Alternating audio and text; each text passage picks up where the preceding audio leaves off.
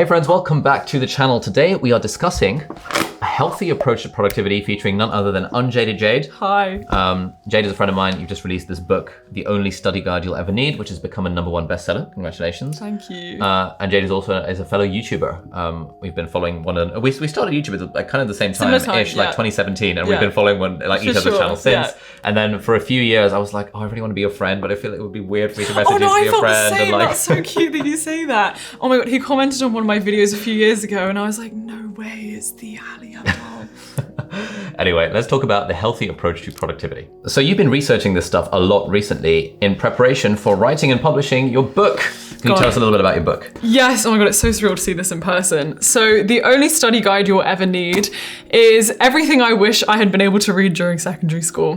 So it's a combination of revision methods, evidence-based techniques for studying, productivity tips, all these things that you don't really get taught in school, but are pretty essential to getting that information in your head and being able to do well in exams. But it's also kind of more holistic. So it looks at things that affect you as a student, like perfectionism, fear of failure, mental health, and talking about my own experience. Yeah. Yeah, it's pretty solid stuff. I have a little quote that's in it. You do. He has talking about spaced repetition or the forgetting curve or something like that. The thing that I really like about it is that there are other books that talk about studying, like Make It Stick is pretty good. I've recommended it a lot. But I think yours is the first of its kind that actually talks about the holistic approach, including the mental health type stuff. You and I get a little bit of flack on the internet for promoting toxic productivity and all that, which is a little bit baffling because I feel like how would you define productivity? Okay, so I think how the internet would probably define productivity is anything where you get tangible output, which is, economic activity, it's you studying, it's you putting in time for a better grade, it's making more money. That's often classically seen as productive, but we want to redefine productivity, right? Absolutely. To us, productivity is just spending time well. And that's something I dig into in this book. That could be spending time with friends. That can be self-care and recharging. If it's spending time well, even if that just means enjoying your life, then that's also productive. Yeah, absolutely. And so for me, I think of productivity as doing more of the things that matter to you. And so to me, hanging out with friends or having dinner with friends or playing board games, or even these days, playing Ratchet and Clank on the PS5, I consider productive. It's when I want to be doing something else, but then I'm not doing that thing. That is when it becomes unproductive, and that's when I start to feel a bit like a waste man. So in the book, you have a really interesting approach to the productivity equation. I wonder if you can tell us, what is the Unjaded Jade productivity equation? Yes. So if you're not familiar, the classic productivity equation is output over time. So you're trying to produce the most output in the smallest amount of time that you can. Classically in factories, you're trying to make the most products. But I think the way for you to be the most productive in whatever activity you're doing is to add 3 Fs. 3 Fs. Yes, so you're kind of multiplying this output by 3 things. And in this video, we're going to dig into those 3 things, right? Absolutely. So what are the 3 Fs? So our 3 Fs are focus, deep focus, getting in the zone, forethought, so how you plan your activity, and fun. So enjoying what you're doing. Love it. And so ultimately, productivity equals output divided by time, multiplied by focus, multiplied by forethought, and multiplied by fun. And we're going to dig into strategies for each of these 3 Fs, the 3 most interesting components of the productivity equation. So let's start by talking about the first F, which is focus. Now you've got a really good tip in the book, which is sanctity of space. What is sanctity of space? What's the deal with that? Okay, so the idea is that when you're doing activities, you tend to do them in a certain place. Like when you go to the kitchen, your brain is thinking, I'm going to cook or I'm going to eat.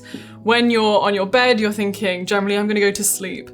And so when I'm doing certain activities like studying or like writing this book, I try and keep a sanctity over the space I'm doing it in. So you kind of have a choice, right? Like when you're at your desk, you can make that a place where you scroll on your phone and go on social media, or you can try and commit to making it a place where you revise that chapter of biology, or, you work on a project of some kind. And this was really essential to me being able to finish this book, is I had a cafe where I would go to, and whenever I was there, I wouldn't bring a friend, I would just sit and write.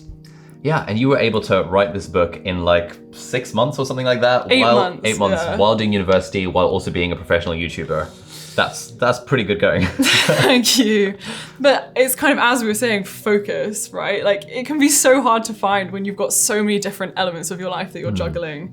So I find like that intentionality, like I am coming here to do one task, is really useful. Nice. So I'm going to start using sanctity of space in my life as well, especially when writing my book and doing stuff. I feel like a cafe, nice cafe, same cafe every day would be a good shout. You also talk a lot about like the mental health side of things when it comes to focus. What's your take on that? Yeah, I mean, at the end of the day, you can't really focus if your mind is not there. And not every day is going to be the best day of your life mentally. And so that's something I discuss in the book, is how our minds naturally fluctuate, and you can put in routines to help look after your mental health. So I talk a lot about mindfulness, things like yoga and meditation, which sound very hippie and, you know, sound like you're just going to sit there and breathe and it's not going to do anything for you. But habits like that, or even journaling, self-care, are really important for you to be able to sustain focus. And one tip that I really like that you give is that, like, for those of us who struggle to kind of make time for ourselves, what would you advise that people like me do to kind of incorporate this sort of meditation, mindfulness type stuff into our lives? Oh, that's a good question. So I think once you've decided that this is something you want to do, the way that you can make it tangible is time blocking. So looking at your life in your calendar and actively putting it in your timetable, you know, that at 7 a.m. when I wake up, or 8 a.m. or whenever it is, that you're going to make 10 minutes to write in a journal, or 10 minutes to go on one of these meditation apps and give it a go.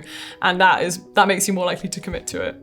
Yeah, this is something that I genuinely struggle with, where if I'm enjoying like work and creating economic output so much, like that definition of productivity, I often forget to take any time for myself and do something that's non-work related in the evenings. So what I'm going to try and do is like schedule something like a tennis lesson or something at 5 or 6 p.m. to force me to leave work, and then like schedule in the time for like playing PlayStation, or like, I don't know, trying out meditation at some point in the evening. We'll see if that works. And it's like, you can't see the benefit of it right there and then, right? You know, when you're like playing on your PlayStation, you're like, oh, maybe I could be doing something else that feels more productive because it's going to create gain. Yeah. But in you doing these activities, which are just relaxing and, you know, recharging you, that is going to create a better you. It's almost like an investment in you being able to do classically productive tasks better. Yeah, I suppose it is. And I guess we're also trying to not think of it as I'm doing this for the sake of more economic output later on. That's true. Yeah. Which is the thing that I often struggle with, is like, I guess, you know, the upside of meditation is I can make a video about it. sort of defeats the purpose. I guess it's just like looking after who you are, but then who you are is doing, you know, all of these other tasks too. Yeah, man. All right, so we've got the first F, which is focus, and you've got a bunch more tips in the book about it. Yes. And you and I have tons of videos on our own channels about how to focus as well. What about the second F for forethought? Forethought. So it's a bit of a mouthful, that one. But the whole idea is planning, and how essential that is. Because so often we block out a time to sit and study. But if you haven't planned what you're going to study or how to study it effectively, you might just end up kind of wasting time. So you sit there and you know you need to learn this information, but you don't really know how to learn. So there are some things I discuss in my book, one of which is a framework to understand how we learn and plan better revision techniques. So the idea is that, you know, if you're sad when you're revising, you can change it to the mnemonic SAD. Nice. It's a little bit like shoved in there, but memorable. Yes, and this is all based off of, you know, different research papers about what works for science of memory. And the S stands for spaced repetition, which is something I think you've discussed on your channel before. If you look at the forgetting curve of human memory, you can put it somewhere on screen. When you are learning something, you actually exponentially will forget that information if you don't go over and review it. And so the idea is, you know, you just review that information at regular intervals, you're more likely to retain it. And then the second one is active recall. So I think what's so hard and what feels often productive for people is to spend more time revising but doing passive activities like highlighting or rereading a textbook. You know, you're just staring at information, so it feels like you're spending your time well, when in reality, giving it a bit of forethought to plan an active recall revision technique is what is going to give you the most benefit. So the idea is you're pulling information out of your mind. So, you know, if you're trying to recall a process, you actually going and bringing it out of your head is you going over that information. It's better than just reading it. So that's spaced repetition, active recall. We've got an A and a D. What are those stand for? Yes. So the third one is association. So the idea is that when you're learning, you tend to build it off of the foundation of things that you already have in your head. An example that I bring up, which is not related to studying, is how I'm quite good at remembering people's names. And the way that I do this is whenever I meet someone and I take their name, I try and associate it instantly to something I know about this name or this person or something it reminds me of. So I'm kind of building it onto a prompt for myself. So for example, if I meet someone called Charlotte, I can think, what does that name mean to me? My neighbor's called Charlotte, you know? And then whenever I see this person again, I'm bringing back that foundational knowledge of my neighbor, which was going to prompt me to remember that name. And any revision techniques that you're using which build off of associations are going to be more effective. And lastly, the D is for desirable difficulty. And this is the idea that you should be doing revision practices which are hard, which challenge you. And if they're not feeling hard enough, then you can put in more active recall, or you can go to more application methods like testing. And so this SAD mnemonic is basically a set of questions you can ask yourself when you come to revise, just to make sure you're doing something which is actually effective. Nice. Yeah, that's pretty good. I'm going to start using this when I'm preparing for my future medical exams. We've got a couple of other things within Forethought that you talk about in the book that are kind of less study-y and more like general life-y. I wonder if you can talk about some of those. Yes. Something I've been doing for the last few years, which really helps me juggle having a YouTube channel alongside university, book writing, all of it, is this idea of having a monthly overview with goals. These can be based off of, you know, even your New Year's resolutions and making them more tangible. Then breaking that down to the weeks of the month, then breaking the goals down into what you want to achieve, then your day to-do list, and then your to-do list for what you're going to do in that activity. Yes. Nice, that's pretty good. The way I always feel like I really need to do like a weekly review, and I just do it so rarely, but on the times I do it, I always feel like, oh, I've got so much clarity. It's such a useful thing to do, monthly reviews as well. But yeah, it's just discipline, right? Yeah, it's how do you bring yourself to do it? I think because the times in my life where I don't do it, I feel really lost or just chaotic, and I feel like I'm constantly like on a treadmill trying to catch up with life. Like there's things I want to achieve, but I haven't put any frameworks down in my life to achieve those things.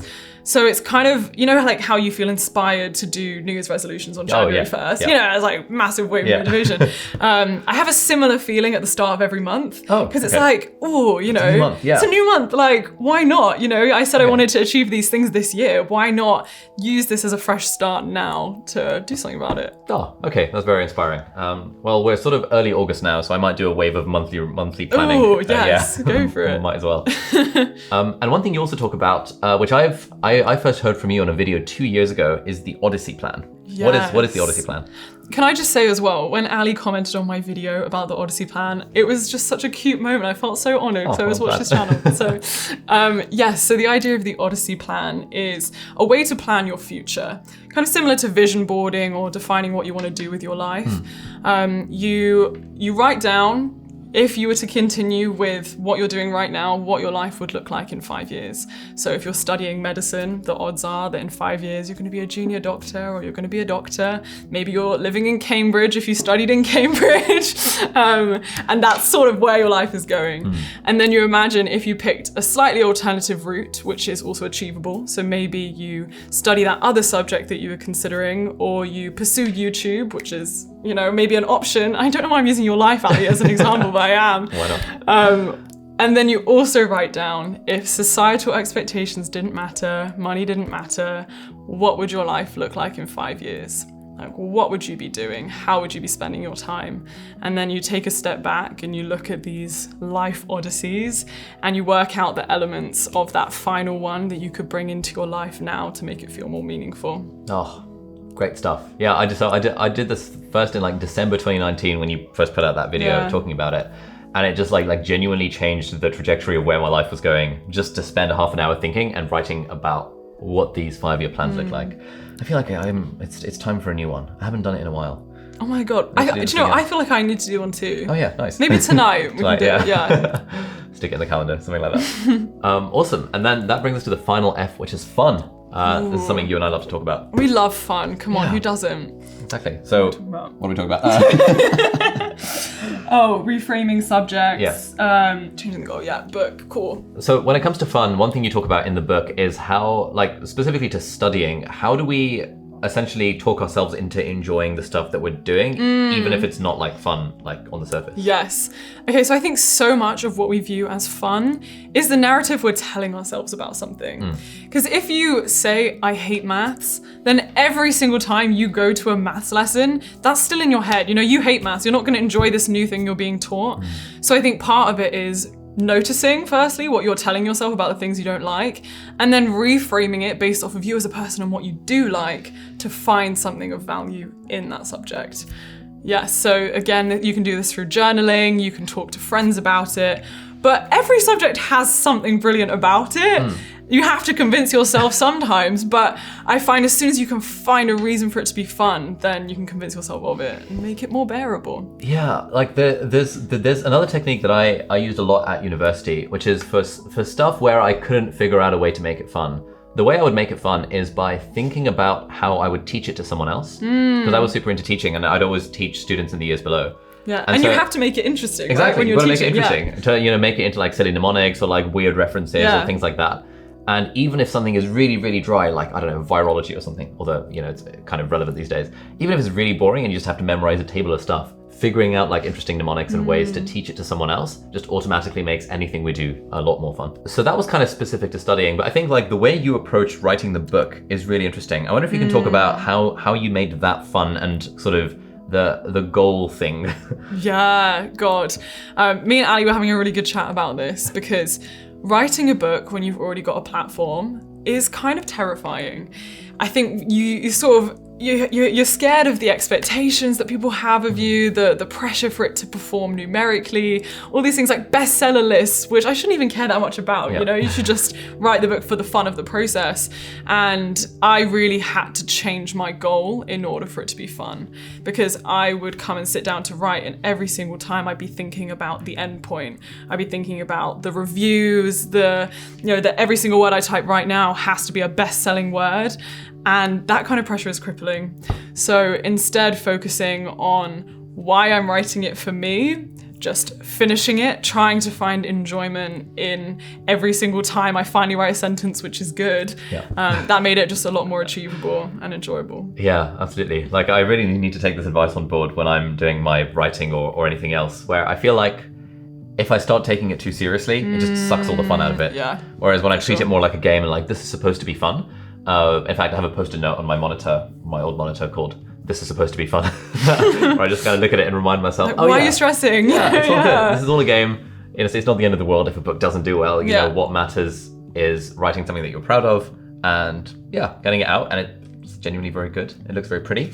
You should check out the book. Links to the books and everything else in the video description. It became a bestseller. Yeah. Which is, it why? happened. Like, what? You know? And that truly was not the goal. When I finished writing this, I didn't care how it did numerically because I was proud of myself for getting it out. This was the message I wanted to put in it. So just write the book, Ali. I'm sure it'll... it's going to happen one day. All right, so that was our take on the healthy approach to productivity. We've got this equation which incorporates, yes, productivity involves output over time. That's kind of the boring bit, but the fun stuff is the fun, the focus, and the forethought. And you can read all about those things in Jade's book. So links to Amazon, Waterstones, etc. in the video description. Everyone subscribe to Jade's channel as well. It's great. I've been following it for the last few years. And yeah, Odyssey Plan Stuff genuinely helped change the way that I'm living my life. So thank you for that. I'm so glad. And yeah, anything else you'd like to end with? Not really. This is just an honor. Random point, but I've been watching Ali's channel for years, and I had a vision of what this place looked like in my head. It's actually much smaller in person. It's really small, isn't This is it? a productive space. Like, Productive, you have milked every corner of the space. Yeah, you know, that junior doctor salary before the YouTube money started rolling in. But yeah, one day we'll upgrade to a proper studio. Otherwise, it's a pretty nice place. It's amazing. Love it. But yeah, thanks for being on the channel. Thank you. Everyone, thanks for watching, and we'll see you in the next video.